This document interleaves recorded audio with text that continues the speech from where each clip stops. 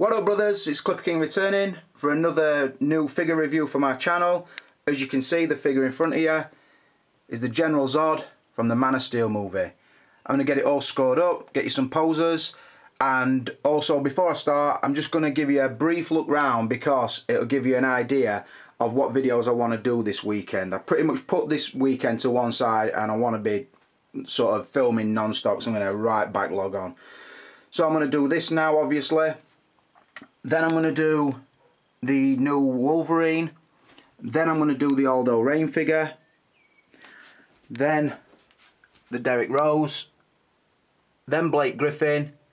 And then I've got Dean Knight's, Jim Gordon, SWAT version and the Crow figure to do. I want to try and get them all done. And then hopefully, if there's time, I want to do a new up-to-date sort of collection video, just everything, new poses and everything's all cleaned up and what have you, so I want to get that done. See the figures there. I've got a spectator today, it's our Lennon. A couple of you might recognise him from about 6-7 months ago in a couple of my videos. Alright brother? Yeah. How's it going? You're fine. Is that all you want to say? Are you buzzing to be able to watch Uncle Rick do a review? Well, I have watched him do one once. What was it again? Oh, I can't remember, pal. No. But you've just come down off of that buzz, haven't you? And you need another little fix of watching Uncle Rick work. Yeah? Yeah. Yeah. Say it then. Don't leave me hanging. Dead air time is no use to me. I've told you before. Right. I will say as well, both versions of Thor are already up on the channel. If you've not watched them, please go back and have a look, because I do show the light armour version, which I kept, and also the armoured version, which has already been sold. So please check that out. Yeah, like I said, pretty much put this weekend to one side, get some video done. Then my brother rings me, will you watch Lad for a couple of hours while I go on my CPC course at work? So yeah, of course I will. So he's got privilege of watching his fucking superior Uncle Rick put a review up, fucking I'll say my words, review up on YouTube. So that can only be a blessing for him. Right, introduction's done, enough shit talking for now. We're going to get some categories sorted, get some poses sorted, get some scores on the doors.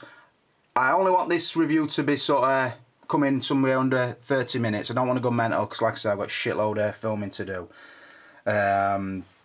So, let's crack on. I'll do the shout out when I get to the value section. There will be a little bit of a modification job done in this, but it's only minor, just a little nitpick I had that I will be doing. So if you're interested in that, stick with the review and watch it all the way through. Right, source material. I said when I reviewed Superman what I thought of the film.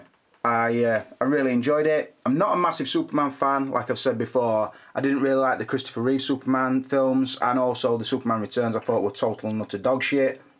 This I really enjoyed. The end, for me, I didn't like the world generator, but aside from that, I liked the fact he were fighting other aliens and not Lex Luthor. I've made that point clear before. So I think the inclusion of General Zod, especially in this form as well, it gives Superman sort of an equal to fight, which I think he always needs. Other than that, you don't feel for him. There's no jeopardy, I've said it before. But all in all, the film, I really did enjoy it. I think it was cast really well. I think it was written and shot really well. I think the action sequences are awesome, and there is plenty of them. It's pretty much, I think, 6 or 7 action sequences pieced together with a really strong story. So I do like the source material. As far as source material on Zod, I do think the figure has captured him really well. I think there could have been a couple of other looks, or maybe another look that this figure could have achieved also, but that will become clear as I review it. But for source material, I never give superhero films 5s because they never turn into classics for me. But this and probably Avengers would be the closest I can think of off the top of my head to being classics. So I'm going to give it a 4 out of 5 just because that's what I normally do give it. And I will just say pose-wise, I've pretty much just got him in an upright position. I think I'm always going to start with a figure upright because some people do like the sort of museum pose, as they call it, or straight up and down pose, whatever you want to refer to it as. It's nothing dynamic, it's pretty much as you would stand it on your shelf if space was an issue. So like I say, I always sort of try and get it as natural looking as possible. I have gone with a breather head, which is, I will say, when I bought the figure, I always intended to use, because I weren't sure on the Zod head. So, like I say, just straight up and down, pretty natural looking. So yep, we'll move on to the packaging. Quickly covering the package, there's nothing too spectacular about it, so I'm not going to spend too long on it. I will say it is a pretty uniform feel to the Jarell and the Superman figure, pretty much the emblem in the middle with a scenery background. This is, it's sort of a wraparound of sort of Metropolis, the Earth, is it World Generator or Earth Generator? I can't fucking remember, I think it's World Generator, with a ray going down. Pretty much got the plane, and as it moves round, the scene wraps around. That's the Kryptonian battleship, so to speak. So that goes all the way around. You got the credits on the back. It opens with a magnet side. It's not a slip cover. I can't open it. The magnet's that strong. And then you've sort of got the outfit material on the inside of the box. Like I said, the artwork's okay. It's not presentation like the 4th figure were. It's pretty much, it is what it is kind of thing. I think if you displayed it with the other 2 boxes from this line, it would fall into line really nice, but it's nothing that I would get too excited about. Just show you the graphics, Man of Steel, obviously the reflective Zod symbol, looks like a number 5 to me, sort of length of it at side, and then obviously General Zod, and then the collection number at the bottom. So it is what it is, pretty much straight out line. It is in good condition, thanks to Anthony for sending it me so well packaged. But like I say, it don't blow my mind, there's nothing stand out about it, but then on the flip side it's not shit, so I'm going to give it a straight out middle, 3 out of 5. Right, moving on to likeness. And I will say this is the category of interest I would think on this figure, because I think for every person who says I really like it and I like expressional heads, other people say, well, it doesn't look like him, so end of story sort of thing. I'm sort of in middle, I don't know. I will be honest and say, when I bought the figure, I didn't think the head sculpt was strong enough for me to display it with the head sculpt on. I thought I would go with a breather head to give it that all over menacing look. But anyway, having seen it in hand, I did change my opinion. I thought the sculpts were better than I thought, although I do think it's still slightly off. There's something about it, and it's a funny one because I don't know exactly what it is. It's not the expression, because I've been a big fan of all expressional heads. You'll know if you watch my reviews and you watch them regular, most of the expressional heads I've seen I've always sort of supported and given credit to Hot Toys or Enterbay for doing them. And again, I'm going to do that here because I think there's a lot to like about it. Also, I will say, sometimes collectors are a little bit guilty. They'll stand a figure up in a pose, then put this head sculpt on and like, oh, it looks fucking stupid. He just looks like he's trying to take a shit. I think you've got to help yourself out and get it posed, basically. And what I've done here is try to give it a pose where I think he would be making that sort of expression. Now, I could have had him fighting Superman, but I pretty much got what I would consider a despair pose.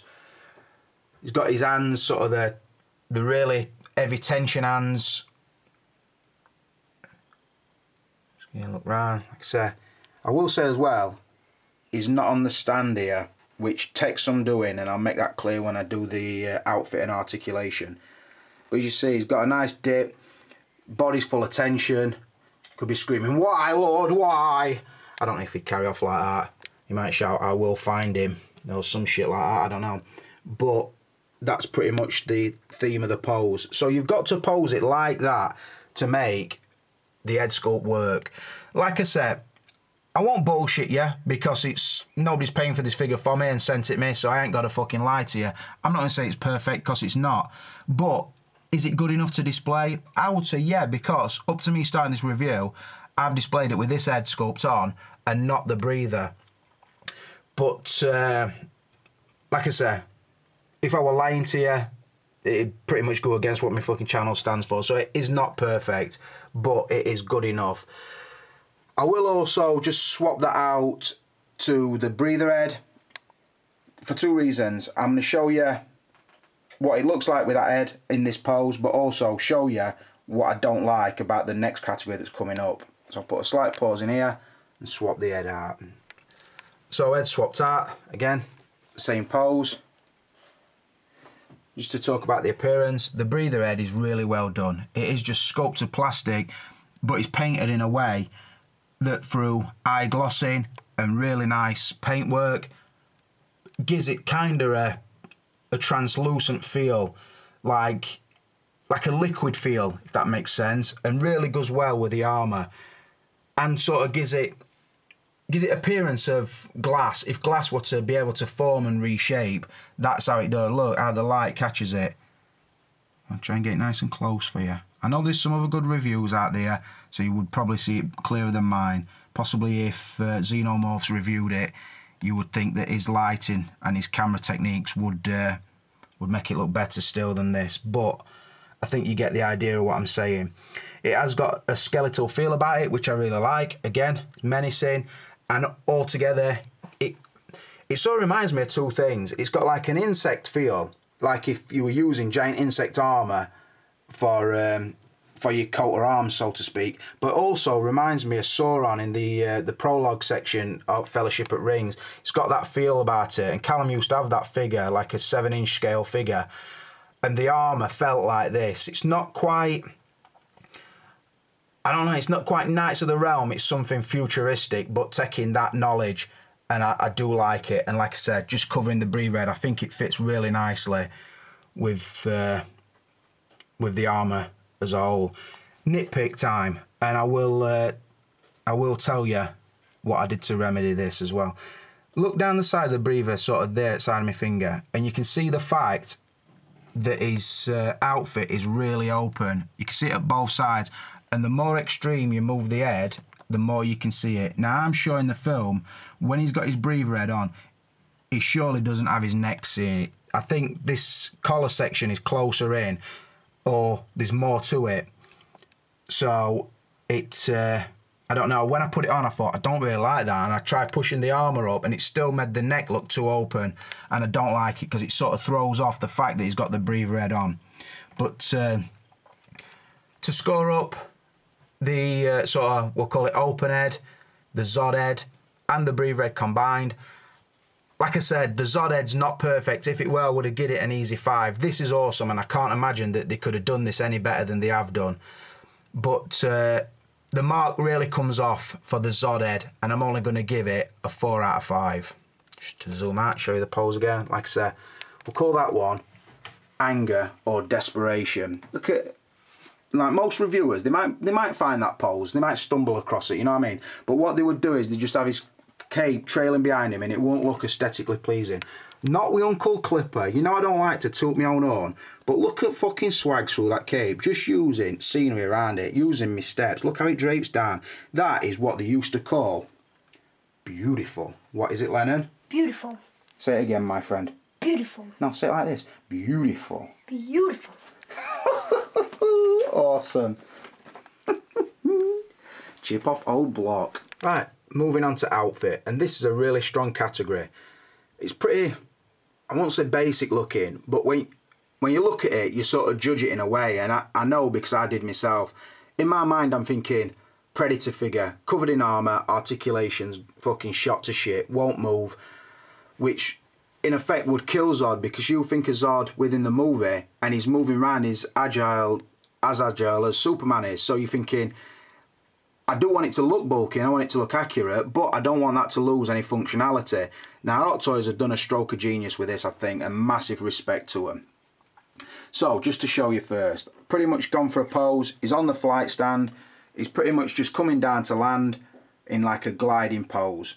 So that's what I've gone with. The reason I've done it is quite spread and got it on a stand this time is because I'm going to be moving certain sections of the arm around. So, let's crack on. First, what I'll talk about is the appearance of it. The appearance is really good because it gives the appearance of real metal or some kind of alien metal that's sculpted and moulded, and I don't know, like I say, it looks like a suit of armour, but of the future, so to speak, and I do like that about it. It is all plastic, there's no metal or die cast on it. But like I said, because the paintwork's so good, you don't really notice that. Again, covering the breather, I think it fits really well with the outfit. The collar section is a nitpick, and I'm going to talk about that in a minute. But I think all in all, it is accurate enough to the movie, so you wouldn't have too many people going on Sideshow Freaks, putting a picture of the real thing up and a picture of this up, and then putting a circle here and a circle there and a circle everywhere to say it's wrong here, it's wrong here, it's wrong here. What I would say to that is, if people are doing it or have been doing that, I haven't seen it, so I don't know. But what I would say is, the Zod armour in the film is fucking, I would say about 97% CGI. I don't even think they created the suit of armour. I could be wrong there, but in the scenes, he's certainly not wearing armour.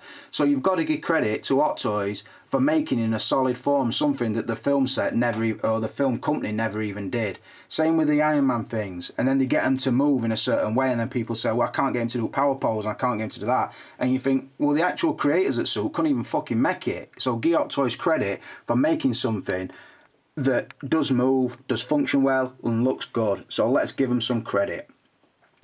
Is there any nitpicks? Yeah, a couple, but I'll get to them. So let's talk about it. The articulation round there is really good because obviously it is just a neck with a sculpted breather section down here that sort of fits down into the front of there. So yeah, the shoulders do go up and down, so there's never massive gaps between the real shoulder and the armour above. I will say, you could probably see the outfit underneath is pretty much a black version of the Superman outfit, and then the armour is loosely placed on top of it so it will move, so you can still move the figure around. So like this, like I said, that is connected to the shoulder and the collar. You've got a piece here which splits across there, so it will still crunch slightly. These are really flexible, this and this, so it will move and twist still. The arms, that's a separate piece that if you were to take the hand off, you could pull that off, and then you could probably get that off as well. I don't really recommend that because you wouldn't want to remove the armour trying to find the Zod without armour look, because there's no emblem on the chest, so it still would look inaccurate. I would think people have still done it to try and done a black version of Superman and then take the emblem off the blue and red version, but I ain't seen that done as yet. The hands, again, they are soft plastic and do pop on and off really nice and do fit with the gauntlet section really well as well. Same on both arms, although the shoulder section, it is two different designs, but it does work the same. Like I said, that will move up and down, really good. This is like a loose cod piece, as you can see, and then it goes into a section here at the top of the legs, which hold then the upper leg or the quadricep armour and the hip armour. That's sort of a piece there. Then the knee section does open and close because there's an hinge here and here. So if you were to bend the knee, you could sort of position the knee armour to cover any gaps, which is really well done. You can probably see better on this leg. I can't, because I can't. If the leg were bent, you'd be able to move that up and down. Moving down to the feet. The feet just pop on and off. There's no foot inside. It's got articulation on the toe, and it's then got these sort of sections here. That's like what the knee would do as well. It like covers in the gaps. But like when you move it, what happens is one piece of armour will push another piece of armour out of the way, which is really good because it doesn't leave wide open gaps and it keeps it looking really accurate. So what are the nitpicks, you would ask? Firstly, the socket inside the ankle, it's just a ball joint from the leg down onto the foot. I'm not going to be able to show this really well unless I were to put my camera on a tripod. I don't really want to do that. I'll just tell you in this situation. So what I would suggest is popping off the foot, and inside the foot hole I would put either a little bit of paper or something just to clog it up a little bit, and then put the socket back into that, because what it would do is tighten the foot up.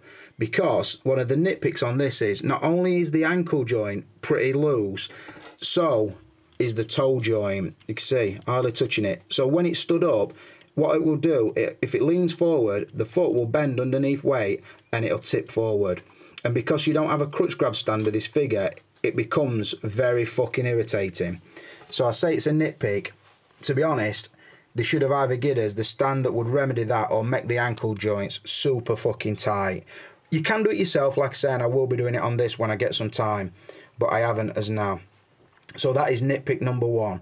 Nitpick number 2, like I mentioned in the appearance, is this fucker here. The fact that you can see his skin inside here. Now I'm going to put the camera on a tripod. I'm going to show you how I fixed it. Right, so, like I said, the appearance of this skin in here, basically an easy fix, and if you want to do this, it's a piece of piss. Pop off the head, and you see, it's just a neck peg, and inside there, it's just an hole that it sits on. So basically what you've got to do is blind out the skin.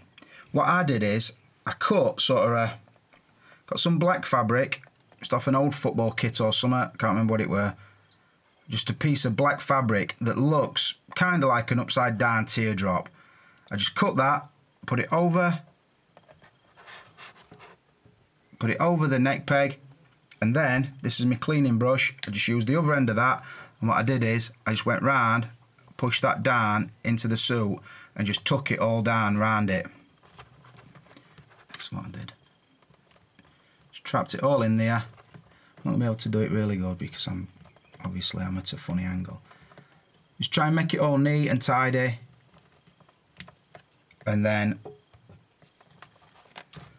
with the breather head again, just pop it back on. I've not done it as tidy as possible, but so now if you're looking at it from side, no appearance of that. So it's just a tiny little bit of black fabric, just put it in, and see, you can't see round into the flesh. So I've done it really quickly there, and I've pretty much done it one-handed. Just tuck it all in around, and it just gives up the more built up area inside the neck and inside the breather. Really easy. And like I said, the other thing I would do is I would tighten up.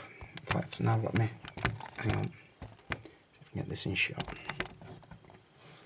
I would basically pop off that boot. See, it comes out with a foot peg. Really, you want the peg inside leg there, and then the section inside the foot, just put something in to tighten it up. Like I say, a little bit of screwed up newspaper or something like that, just round the edges, and then pop the joint back inside, which will keep it really tight. So you've really got to move it like that. So what will happen is when he stood up, it won't keep leaning forward like that. Same with this here, because it's really soft. I don't know a way you could tighten that up other than close that gap up, fill something in that gap, but I'm not sure on that one. But I think once the ankle joints were really tight, I don't think he'd fall forward anyway, even without the stand. So yeah, the outfit, all in all, is really good. Yeah, the outfit is really good. They've done a really good job. Just a couple of little niggly nitpicks. I'm not even really gonna crucify them for that because it's so good that they've given you the articulation and the outfit. So I'm gonna give it, because they didn't put the black material in there, which would have been an easy fix, a little piece of rubber or a little piece of cloth, I am going to mark it to a 4 out of 5. Moving on to articulation, and I have covered a lot of this already in the outfit. What I didn't cover in the outfit was the mention of the cape. I'm not going to mess about and show you how the cape goes on because the instruction manual makes it really clear for you. I will say when the cape's attached, it does stay on really well because they do use metal snaps sort of on the back of him, just under there. Really easy to do, just a matter of clipping them through the armour and popping the press studs on. I will say as well, I watched a review probably 3 weeks ago that actually demonstrated how that did, but I can't remember whose review it was, so I can't even really shout them out. I will say as well though, on this one, the cape is the correct material for me. Only thing that, I don't know, bottom edge looks like a kid's gone along it with some serrated edge scissors, which is a little bit, it's a little bit nitpickish for me to say it, but also it's a little bit cheaper Hot Toys that they only did it like that. They should have really frayed it, and also a technique which I think I'm going to do is spray some hairspray along it and then just quickly set it on fire, because it sort of stops it fraying, and also it gives it like a battle damage, like a, I don't know, like a melted down version, pretty much like the Demon Batman. So I'm probably going to do that with it. But the material is bang on, really good. It's It feels a bit like the Entebbe Batman cape, sort of like that. It's got like a suede feel about it. That's how it feels, and I think they have got it right. It does fit well, it does drape well, so respect to Hot Toys for that. But coming on to the articulation, as you can see, the pose is pretty articulated. Now, look at the bend on the leg, which is really, really good. Again, you could move that armour to sort of fill that space in. The arm, nice and tight. And this one, I've got this shoulder up nice and high, so he's sort of coming up above head height. Decent articulation with a connection between the neck and the head. It is just a ball joint on top and then sculpted down into the body. But it is basically the Superman body, just with armoured sections on it, so it's going to be really well articulated. Or more so than I give it respect for. I mean, if you tried to do that with a Predator figure, which is what I thought it would be like, I don't think it'd get anywhere near it. So, any downsides? Like I say, the articulation on the ankle is a little bit loose. The toe articulation is a little bit loose as well. And it's not only me that said that. Some others have also pointed it out. So it's got to be a case that it's going to pretty much come like that for everybody. I think certain sections of the suit is really being a work of genius. But like I say, if I'm reviewing it honestly, and like I say, I do try to, I'm going to bring it down just on the foot articulation. I'm going to bring it down and give it a 4 out of 5. But when I was looking at the pictures of this figure, in my mind I'd already given it a 2, because I was going to say the aesthetic's really good but the articulation's shit. That's not the case. The aesthetic is really good but the functionality is also awesome. So yeah, like I said, 4 out of 5 for articulation. Got that power leap going on, fist drawn back, just ready to smash fuck out of something. Boom! Right, rolling on to extras and accessories. I'll also do the value here and I'll sum up as well. So covering it quickly, as you can see, you've got the figure. Just show you the pose I moved down. Pretty much going in a power pose again. Holding his cape draped over his arm. Looking quite superhero-ish actually. The cape is separate in the box and has got to be fitted. It's really easy to put on. You just feed it through the back of his armour and then there's 2 metal snaps that we close it with and it holds in position really nicely. Also comes with a dynamic flight stand, which are always nice if you're going to do a posers or if you've got a shelf that size. If you're going to try and pose it with Superman on a D-top, which probably 90% of us collectors have, there's no way you're going to get both bases side by side. So, coming back to a point I made before, probably on the 4 review, we always should get the Hot Toys stands and give us the option whether we want to use them or not. Because with that way you can get 3 on a shelf, or 4 at times. With these you can't, you're 1 to a shelf, and that way your collection's going to run out of space really fast. So although I do like it and I do like the work they've done, very similar to the Superman one, the textured base, the nameplate at the front, really good. And I will say as well, these Hot Toys dynamic stands are a lot stronger than the Entebbe ones on the basketball figures. You can see the Jordan one, if you've not got it balanced perfectly, the weighted figure just brings him forward. Now I would say this is an heavier figure, but the Hot Toys one don't budge, so I do like that. Coming down here, we do get the what's been referred to as the breather head, which, like I said, really nice piece, good addition. It opens up your options for posing or your display options. You could go either head and I think you would be happy. Like I said, I did buy the figure intending it to always have this head on, but because that sculpt's stronger than I thought, I would probably lean towards posing it like that now. This is a piece of fabric that it could have done with, or rubber or whatever, just to cover the neck when you're going to put the breather head on. They didn't put that in, so that's just sort of the shape of what I cut, like I said, and then it sort of wraps around the neck and fits that on, just blacks it all out so you can't see the skin. So it didn't come with that, so don't expect that in your box if you haven't bought the figure yet. I made that myself, and if you want to build it, don't ask me to do a video displaying how I cut it or whatever. It's fucking really easy. Just a piece of fabric that will fit into that hole and go through the neck peg to hold in place. That's basically it. We've got 3 sets of hands, so you've got the sort of claw looking hand with a lot of tension running through it. Again, really well sculpted and painted. The armour feel on it. The fist, right and left, and then the right and left relaxed. So all of them. Really well painted, pop on and off really nicely, because it is that quite, them quite soft ones. We do get some that are like fucking little stones, you can't do no with them. Would have been nice if a set of these hands were articulated like the Iron Man sets, and then it would have ruled out all the other hands you'd need. I think that would have been a nice touch. So the last did see a review as well that said that this hand is very similar to that.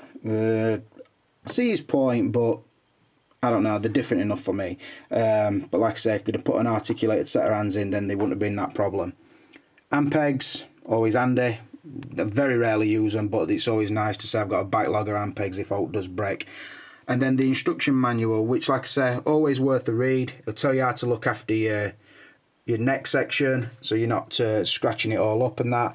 Show you how the cape pops on and off, that sort of thing. So it is worth a read on figures like this when there's a slight assembly. I would always recommend it. Don't come with a lot, but I've always said a good stand and an head sculpt bumps the score right up for me, and it does. But I'm always finding now with these dynamic stands, we're not getting the default stand.